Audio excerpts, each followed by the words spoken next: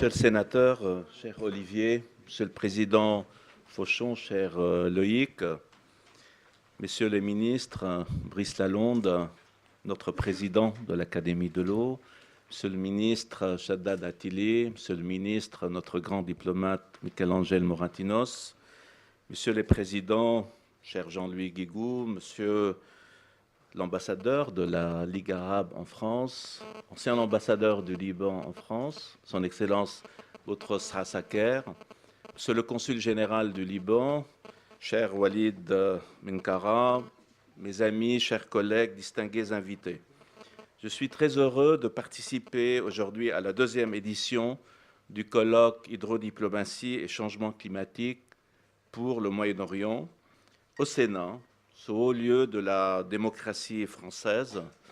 Et je voudrais donc tout d'abord remercier Monsieur le sénateur Olivier Cadic pour cette initiative, d'avoir parrainé cette initiative pour la deuxième fois, et qui, grâce à ton soutien, Olivier, on a vocation que cette initiative perdure dans le temps, du fait que nous avons déjà lancé la première initiative sur l'Oronte, donc en marge de la COP 21 sur l'hydrodiplomatie de l'Oronte, pour penser l'adaptation aux défis du changement climatique. Et on va continuer ensemble, tous ensemble, sur le Nil et l'Euphrate aussi dans la même dynamique. Je veux aussi remercier les organismes partenaires qui se joignent à nous, le RIOB, le Conseil mondial de l'eau, l'Académie de l'eau, l'IPMED, le GWPMED. Je salue le président Skoulos qui est avec nous aujourd'hui, le Comité international des grands barrages, l'UNESCO, l'UPM. Ces organismes sont des pionniers de la coopération et de la concertation pour la paix. Et la France a, de ce point de vue, montré l'exemple en établissant les fondamentaux de la gestion de cette ressource hydraulique, si essentielle à notre survie sur la planète et surtout au Moyen-Orient. Je voudrais également remercier les éminentes personnalités qui nous ont fait l'honneur de leur présence, les professeurs McKinney et David Eaton de l'Université du Texas. Je voudrais aussi vous transmettre les salutations et le soutien de M. Arthur Nazarian, le ministre de l'eau et de l'énergie du Liban, que je représente aujourd'hui, le gouvernement actuel étant démissionnaire suite à l'élection récente du président, le général Michel Aoun, président de la République libanaise. Donc, M. Nazarian n'a pu être avec nous aujourd'hui. Ce regard d'institution au Liban, dans une région en plein bouleversement, résonne avec notre rencontre aujourd'hui. En effet, parler de diplomatie, comme l'a rappelé le président Fauchon, nous rappelle plus que jamais la nécessité d'un retour aux institutions. Mais ce retour à l'État actuel, avec des acteurs privilégiés de la scène internationale, est très suffisant afin de lancer et d'évoluer dans un environnement qui est marqué par une multitude d'interdépendances. Et le défi du stress hydrique que nous connaissons tous au Moyen-Orient est un problème tout d'abord scientifique, économique et sécuritaire qui défie toutes les frontières. C'est pourquoi parler d'hydrodiplomatie, c'est rappeler l'importance de la science, ce canal transnational qui, par un mélange d'observations objectives de l'écosystème, de l'innovation technologique, respectueuse et au service de l'être humain, l'hydrodiplomatie est capable de trouver des solutions gagnant-gagnant sur les bassins transfrontaliers.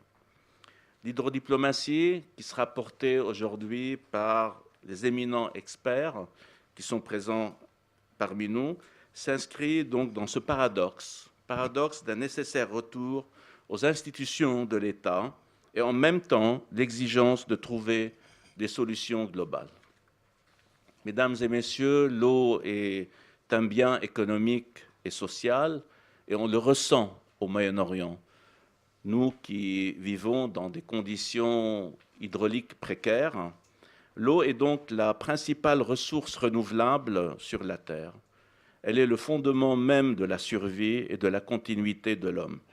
Elle est toutefois devenue l'un des principaux sujets de préoccupation à la fois des citoyens, des responsables politiques, car il faut répondre à une demande qui devient de plus en plus croissante avec le problème de la démographie, avec les problèmes des réfugiés que nous accueillons au Liban, 2 millions de réfugiés syriens qui constituent pratiquement la moitié de la population libanaise.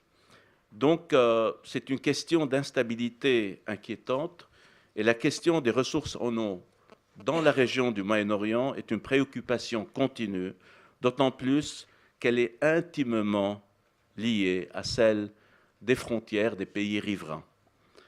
Notre initiative aujourd'hui, avec Olivier Cadic, avec le président Fauchon, est de se pencher sur le bassin du Jourdain, bassin qui est au cœur des animosités politiques de la région.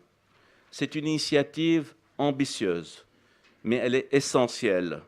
Nous voulons aujourd'hui faire preuve de courage intellectuel pour aborder un cas, certes, qui est très complexe, dans ses dimensions tout d'abord techniques et financières et environnementales, comme l'atteste le programme de la journée. En présence d'experts, de décideurs politiques et de praticiens internationaux, cet événement vise donc à dresser une feuille de route dans le cadre des politiques d'adaptation de la COP 21 et la COP 22. Pour ce faire, une action concertée est indispensable. Cette action va réunir l'expertise scientifique, la société civile, le secteur privé, les bailleurs de fonds, mais aussi la jeunesse et surtout la volonté politique afin de faire barrage au réchauffement climatique.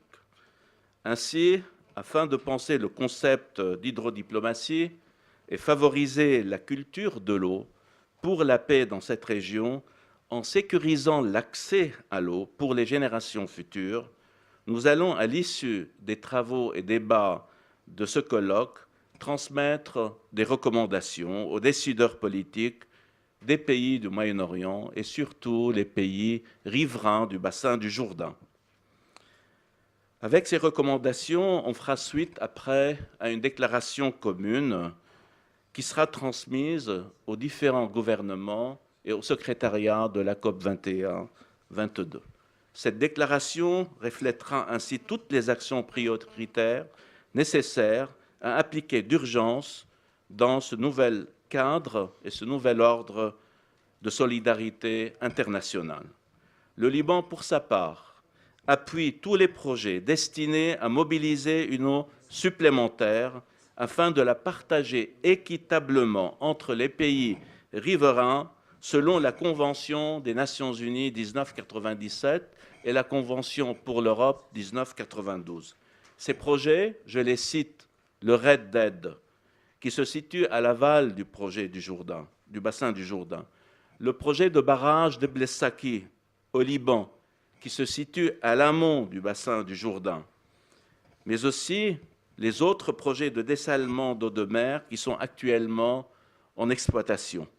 La notion de nouvelle masse d'eau qui combine l'eau conventionnelle à l'eau non conventionnelle pourrait constituer la solution technique adéquate aux problèmes politiques. En conclusion, mesdames et messieurs, on a commencé par le RONT en 2015 et aujourd'hui on enchaîne avec le Jourdain en 2016. Nous vous invitons, comme l'a proposé le sénateur Olivier Cadic et le président Loïc Fauchon, à une 3e édition traitant du bassin du Nil et peut-être une 4e de l'Euphrate, en espérant, et c'est notre objectif, de créer une plateforme de débat et de rencontre pour la paix, dans un temps où il est nécessaire de repenser la diplomatie et de la faire autrement pour la consolider. Nous voulons donc œuvrer pour que l'eau soit au cœur de ces nouveaux dispositifs à mettre en place, car nous ne pouvons pas nous détourner d'un problème qui met en jeu l'existence de l'humanité et l'avenir. Mesdames et messieurs, en effet, cette initiative et votre présence ici est un appel à une diplomatie technique environnementale active qui va prôner la culture de l'eau pour la paix au Proche-Orient et non la culture de la violence. Je vous remercie.